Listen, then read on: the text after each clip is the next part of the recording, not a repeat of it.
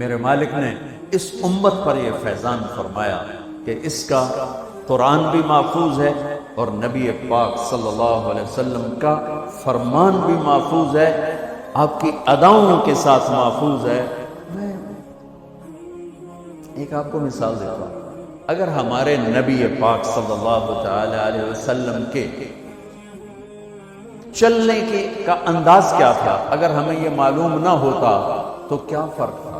کوئی جنت جہنم کا مسئلہ تو نہیں ہے نا، لیکن میں قربان جاؤں ان صحابہ پر اور ان کے شاگردوں پر، ان کے اگلے شاگردوں پر، یہاں تک کہ جنہوں نے میرے نبی کی چال بھی ہم تک پہنچائی۔ میں آپ کو ترجمہ بتا دیتا ہوں، یمشی تکفیا ویقارب الخطا، آپ تھوڑا کندھے جھکا کے چلتے تھے اور پاؤں چھوٹے رکھتے تھے، کھلا پاؤں نہیں، ایسے قریب، پاؤں چھوٹا، کندھے جھکے، گردن آگے تھوڑی، اور چال میں تیزی، اتنی تیزی تھی کہ صحابہ کو ساتھ دوڑنا پڑتا تھا۔ آپ چونکہ آپ کے نیچے زمین سکڑتی تھی تو آپ ایسے چلتے اور وہ پیچھے بھاگتے تھے۔ آپ کے دیکھنے کا ہمیں انداز معلوم نہ ہو تو کیا فرق ہے؟ لیکن میں قربان جاؤں جو کہہ رہے ہیں جل نظرہ الملاح، اب یوں دیکھتے تھے،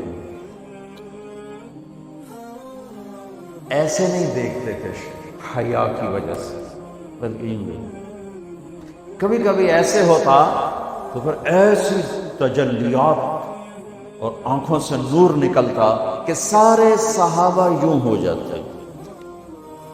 صرف دو آدمی آپ کو دیکھ سکتے، صرف دو، ایک ابو بکر اور ایک عمر، بس۔ یضحکان الیہ ویضحک الیہما، دونوں آپ کو دیکھ کے مسکراتے اور آپ ان کو دیکھ کے مسکراتے، باقی کوئی آپ کو آنکھوں میں آنکھیں ڈال کے دیکھ نہیں سکتا تھا، چلے آپ کی نظر شرم و حیا کیسے۔ کوئی آپ کو ادھر سے بلاتا، مفتی حامد صاحب مجھے کہیں مولوی صاحب تو میں اتنا ہی کروں گا، اس وقت تو میرے بولی مولانا ارشاد صاحب کہیں جناب مولانا صاحب، اتنی میری طاقت ہے۔ لیکن جب میرے نبی کو دائیں سے کوئی بلاتا تھا یا رسول اللہ، تو اب یوں نہیں کرتے، اب یوں کرتے، پورا مڑتے تھے، اس کی پورا سینہ سے سینہ ملاتا۔ ادھر سے کسی نے کہا یا رسول اللہ، تو اب یوں نہیں کرتے، اب یوں کرتے پورا۔ میں قربان جاؤں، اس موبائل نے کتنی بد اخلاقی پھیلائی ہے کہ ایک آدمی بات کر رہا، وہ موبائل دے رہا۔ خاص طور پر والدین سے کہہ رہا ہوں، اب چھوٹا بچہ آئے اور اسے تم نے توجہ نہ دی، یہ گھروں میں 99.9% بلکہ 100% ہو رہا ہے، فون پہ لگے ہوئے، چھوٹا معصوم بچہ ماں سے بات کر، وہ فون پہ لگے ہوئے، ہاں ہاں بول کیا نا، سن دی پئیاں بھوک نہیں۔ آپ نے ذبح کر دیا۔ عربی کا لفظ ہے توجہ فرمائیں، یہ لفظ عربی کا توجہ فرمائیں کا مطلب ہے، یہ توجہ کی تا ہٹاؤ تو نیچے اس سے وجہ نکلتا ہے، وجہ چہرے کو کہتے ہیں۔ توجہ فرمائیں کا مطلب ہے بوتھا شریف میرے آلتا، میری طرف چہرہ کر کے بات کر۔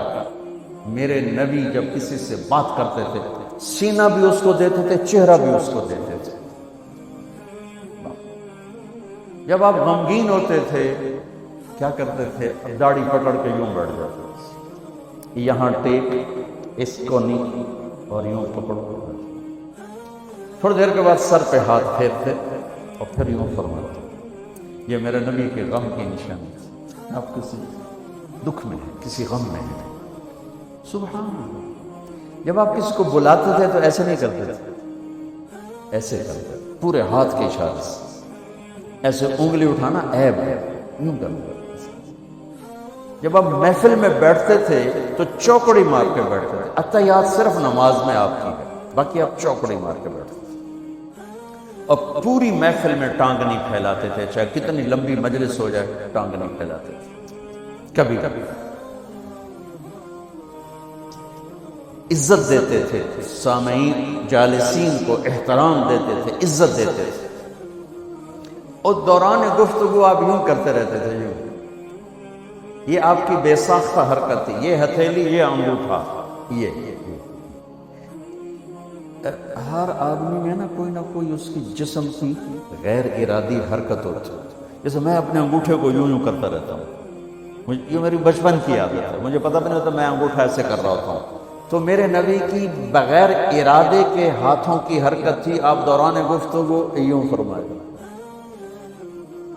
کہ آپ کو اوپر کر کے دکھا رہا ہوں، ورنہ آپ یہاں ہاتھ ہوتے تھے اور آپ یوں فرماتے رہے. واہ کیا صحابت ہے، کہ ہر شے ہم تک پہنچا. سبحان اللہ. جب آپ غصے میں ہوتے تھے تو ہماری طرح کوئی وہ اظہار تو ہوتا نہیں تھا، پھٹ پڑے وہ بھی نہیں ہے، ڈانٹ ڈپٹ وہ بھی نہیں ہے.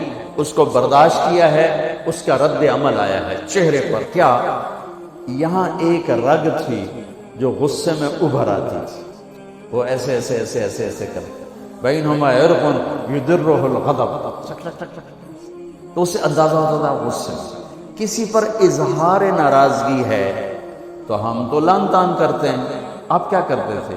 ادھر سے ابو ہریرہ آ رہے ہیں، آپ ان پہ ناراض ہیں اور ان کو بتانا بھی چاہتے ہیں، اور یہ ناراضگی ان کی کسی تربیتی پہلو کی وجہ سے. من انتصر لنفسه لا یغضب لنفسه ومن انتصر لها. ساری زندگی اپنی وجہ سے نہ کسی پہ ناراض ہوئے نہ کسی کے ڈانٹ ڈپٹ.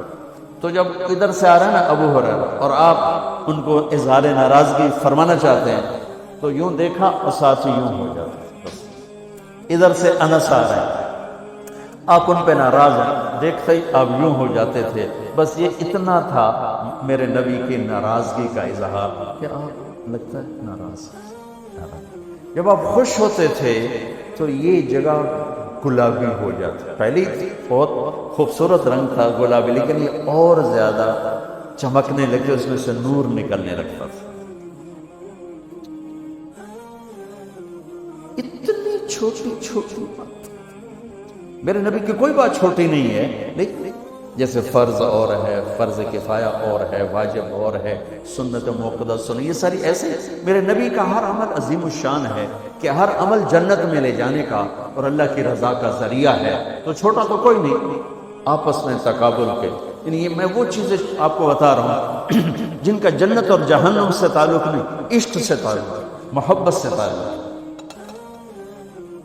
ہماری جماعت گئی حافظ آباد، وہاں میں وہ کلام میں بیان کر رہا تھا. علاقے کے بہت بڑے ذمہ دار آئے ہوئے تھے. کسی کام تو انہوں نے دیکھا تو ساری عدالتیں خالی. تو ان کا کیا ہوا کہ یہ تبلیغ والوں کا عالم آیا ہوا ہے، اس میں سارے چلے گئے. تو اس نے وہ پہلے تو بیٹھا رہا، پھر وہ جو جج کا ریڈر تھا انہوں نے کہا چودھری صاحب ایتھے ویلے بیٹھے ہو اور جا کے گل سن لو. وہ ذرا تبلیغ کو اچھا نہیں سمجھتے تھے. ان کا چلو ویلا بیٹھو سننا ہوا. میں اس وقت اللہ کے نبی کے جانور بتا رہا تھا کہ میرے نبی کی 9 بکریاں تھیں، ان کے نام عجوہ، سقیہ، برکہ، ورثہ، زمزم، اطلال، اطراف، غیثا، قمرہ. 9 بکریاں، 10واں بکرا یم، اور اس میں قمرہ آپ کی زندگی میں مر گئی. یہ احسان عظیم ہے ان ہستیوں کا جو واقعی اس قابل تھے کہ اللہ نے کہا رضی اللہ عنہ، جاؤ میں راضی ہو گیا، جو مرضی کرو میں راضی ہو گیا. سبحان اللہ. اور آپ کے اونٹ تھے 2 عسکر اور ثعلب، اور آپ کے خچر تھے عفیر اور دلدر اور فضہ، اور آپ کے پاس گدھے تھے 2 عفیر اور یعفور، اور آپ کی اونٹنیاں تھیں عذبا، جدعا، شہبا، قصوہ، اور آپ کے گھوڑے تھے لزاز، طراز، لحیف، سجل، سکب، صبحہ، ورد، یعصوب، یعبوب. یہ آپ کے گھوڑوں کے نام. ایک گھوڑے کا نام تھا ورد. کیوں تھا؟ جیسے گلاب کا پھول نمایاں نظر آتا ہے، وہ گھوڑا ایسا حسین تھا کہ گھوڑوں میں نمایاں نظر آتا تھا. صبحہ ایک گھوڑے کا نام تھا صبحہ. صبحہ تیرنے کو کہتے ہیں، ان لک فی النہار صبحا طویلا. اس گھوڑے کا نام صبحہ کیوں تھا؟ جب وہ دوڑتا تھا تو لگتا تھا جیسے پانی تیرتا ہے. خیر میں پھر لمبا چلا گیا. وہ جو تھے نا چودھری صاحب، وہ بیان سن رہے تھے، وہ گئے واپس گاؤں. تو اپنے امام کو بلایا، کہا مولانا صاحب ایک مسئلہ دسو کی اپنے نبی دی بکریاں دا نام کی ہے؟ وہ آکھن لگا یہ بھی کوئی مسئلہ ہے کہ ہے تے بھاویں نہیں، میں تو اج دس ساڈے نبی دی بکریاں دا نام کی؟ اسا کہا مسئلہ ہی کوئی نہیں تے میں دساں کی؟ اسا کہا تو اج تک مینوں پٹی پڑھائی ہے کہ اے نبی نو نہیں مندے تے اے نبی دے گستاخ ہے، میں ہنے انہاں دے مولوی دی تقریر سنی ہے وہ تا نبی دی بکریاں نو مندے تو انا نبی نو نہیں مندے، ہن تو جماعتاں نو روکیا میں تینوں کھلے پھرے سا۔ پھر وہ ہماری جماعت پوری کو لے گیا اپنے گاؤں میں، 15-20 ہزار آدمی اکٹھا کیا، میرا بیان کروایا ہوا، کھانا ہوا، تو میں قربان جاؤں آپ اسی سلسلے کی کڑی چل رہے ہیں، جنہوں نے نبی کے علم کو لیا، آگے دیا، پھر آگے دیا، پھر آگے دیا۔